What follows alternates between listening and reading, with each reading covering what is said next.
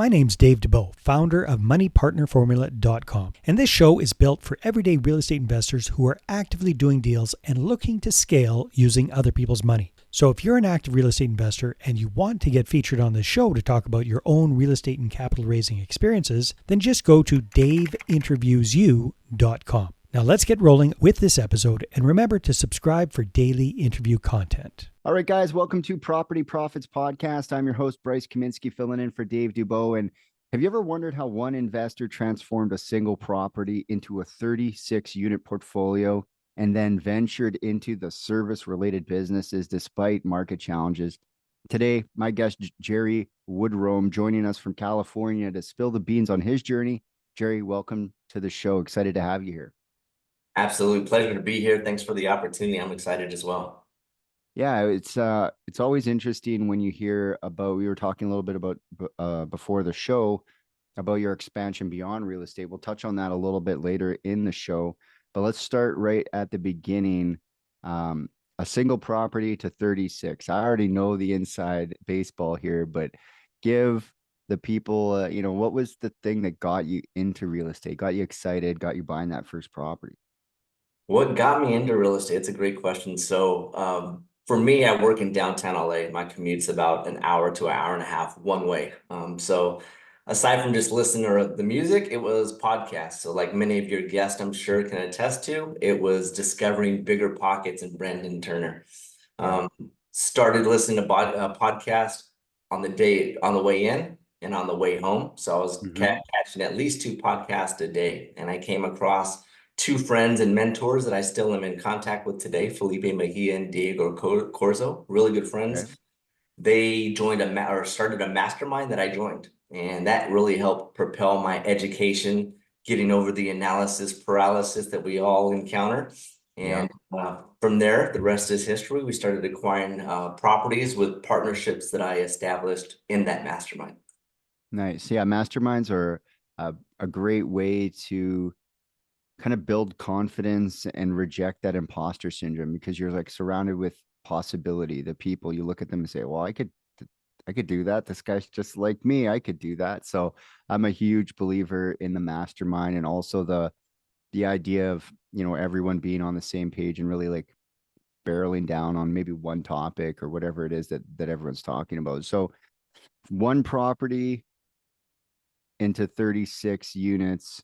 What was the time span on that? That was just over 2 years. So the first property was bought in March of 2021.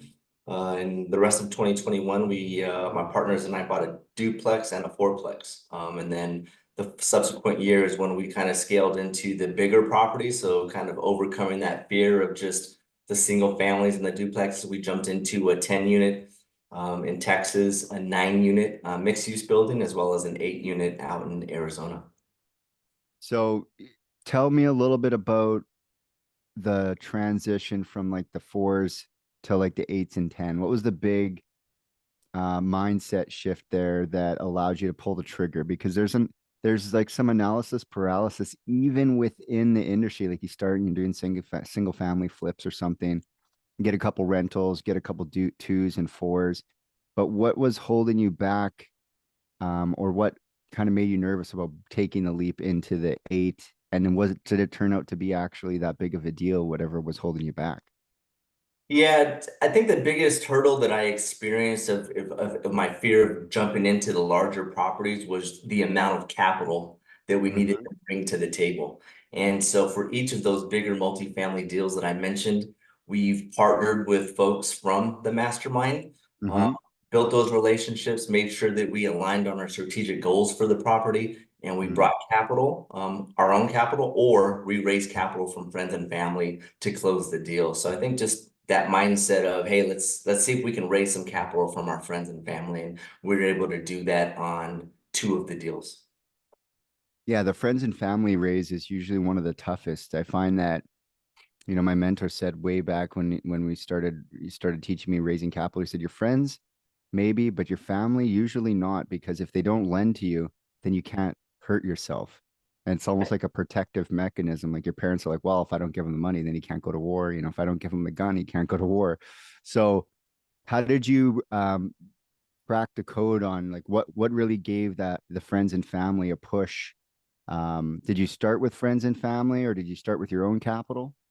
We started with our own capital on the 10 unit, and then in the subsequent deals in the 8 unit and 9 unit, we wanted to raise capital from friends and family. So to overcome that hurdle, what a couple of partners and I did was we identified a really trustworthy syndicator who was Mm, syndicating a 42 unit deal, and we strategically invested into that apartment complex deal in North Carolina, and we wanted to get that exposure. So we want to understand the types of communication that he's sending out to his investors, the platform mm, that they're using to raise the capital, how they're going about distributing the capital, things of that nature. So it was really, I would say, eye-opening to go through that experience. And I definitely recommend, if you are raising capital from friends and family, to at least be an LP on somebody else's deal that you trust, just so you can go through the experience, know what you like and don't like about communication styles and how frequent the communication is and things like that.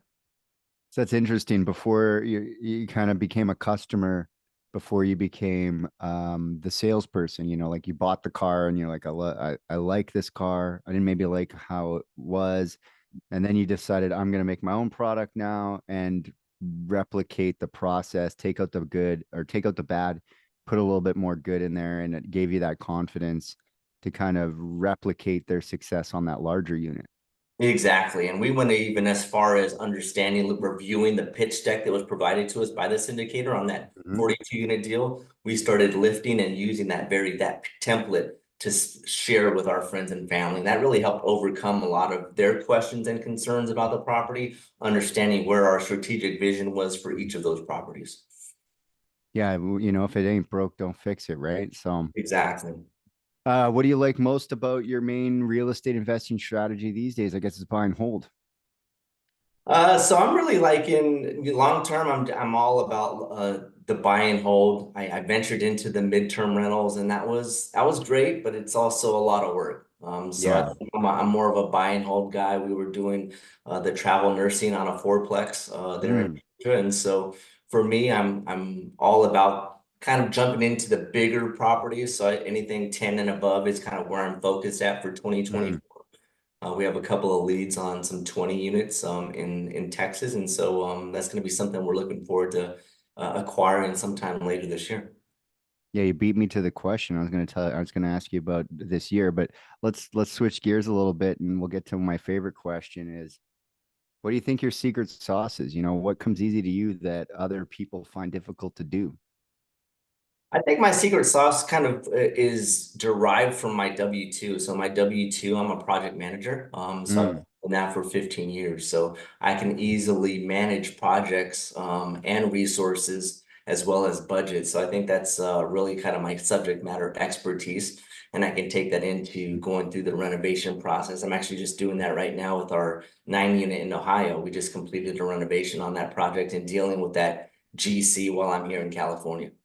yeah, the remote management. That's what probably one of the most nerve-wracking positions for the out-of-town investor is like it's easy and I've seen it done and I don't really participate in this, but when they take photos in the right angle, if you know what I mean, they're Yeah. like, where's the progress photo? Well, let's hide that unfinished drywall and the photo is just that side of the room. So how do you manage the, not being able to touch it so much and get the result at a distance? Yeah, I think what was a really big lesson learned, kind of goes back to my first property, and I had a really great agent that I'm still in contact with today. But what she did that I really liked, and I wasn't really expecting as a first time investor and being out of state, was she did walkthroughs throughout the property and gave me videos, and she was also providing commentary as to the areas that I need to look out for. So I've kind of Mm. passed that on all of the projects that we continue to work on. Hey, can you provide me a walkthrough, maybe speak to some of the things that we should be concerned about if we're renovating, or here are some of the progress that we've made thus far. So that's been really helpful. It's just the video walkthroughs. Yeah, because you can't really, it's easy to hide it in the photos, but a video Exactly. walkthrough and I like what you added there, but just like the dictation of the progress or the concerns, Mhm. because at the same time, it's still not even that easy on a video. You kind of feel like you're looking through a peephole at the house, right? Right, So right. or when they turn around the room with the camera, it's so fast that you're like, what was that? Or what did I see there? So what would, with your scale and what you've done so far in real estate, what would you say your biggest obstacle is these days?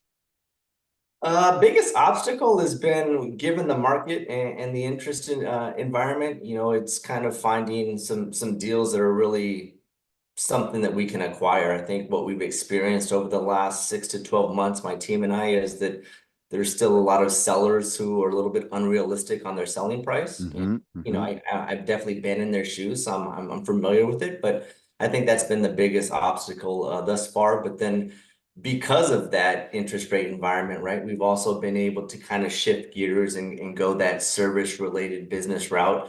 And my team and I ventured off into doing that late last year, where we acquired a service related business. So tell me about that. What's the service related business, if you can? Yeah, absolutely. So this is a commercial landscaping business that was acquired. So Cool. a couple of partners and I that we're on the real estate side, we're partners, and now we're partners on this business. But they've done a great job of acquiring other related businesses. So in terms of a property management company and an HOA company last year, and so now the next acquisition was this commercial landscaping business. So I'm actually going to be heading out to Arizona this weekend to identify opportunities, how we can improve operations, marketing, still providing that customer experience to our clients. Yeah, definitely. I like the business of commercial landscaping, especially if you look at places like Arizona or Florida. Maybe not so much Arizona in the grass cutting business, but certainly because I was down in Florida visiting some relatives, and I'm like, man, all the lawns look great in this complex, and there's like 1,200 units. And they're like, yeah, the guys show up and cut all the yards. And I'm like, oh, well, that's a contract right there. Like they're cutting probably, 5 acres or something, and that they pay the fees, and it's a business where there's tons and tons of mobile unit parks that need the grass cut. They love grass in Florida. So what are you doing to raise funds for, I guess, both of these businesses right now? So what we did is we repurposed. If it's not broke, don't fix it, right? So we leveraged that same template. We raised capital from our friends and family, kind of showing them what we're acquiring. There was a seller carry that the seller of the business was willing to take on. So there was a small raise of just over 300,000, I believe. And so Mm-hmm. we closed that late last year. And so now it's just a matter of coming in and identifying the opportunities that we can look to increase the revenue. And then eventually we'll pay off the seller and then return the capital to our investors. Yeah, definitely. And is that mostly equipment in that 300, or what is the composition of the purchase? The owner just thought it business was worth XYZ, or how did that work? Yeah, so he thought the business was worth X amount, and that includes, assets, which is trucks, equipment, things of that nature. So he's gonna sell or carry couple 100,000 for 5 years, and the rest we raised capital from our friends and family. And so what we're gonna be looking to do is also buy additional equipment for that business Mm-hmm. as we identify, as we get awarded the contracts that you mentioned. Yeah, and the other thing you bought was lists and contracts. That's the other thing in businesses is you're buying lists to market against. Not every company is actively utilizing their lists. I remember my mentor back in the day says at the end of the day, most businesses are only worth the list that you've generated over time. Anyone can go out and buy some trucks and some like weed whackers and some leaf Mm. blowers, but it's like the contact lists and the contracts that you're able to sell on to the next thing. So, um, how are you guys going about expanding your network of investors these days? What sort of avenues are you expanding your, it's like social media, networking events? What does that look like? We've been doing all of the above. So we've attended quite a few conferences in the past. We're still a part of several masterminds where we're raising capital. Mm-hmm. I still have a pretty good network locally of friends and family that are willing to invest and are current business owners.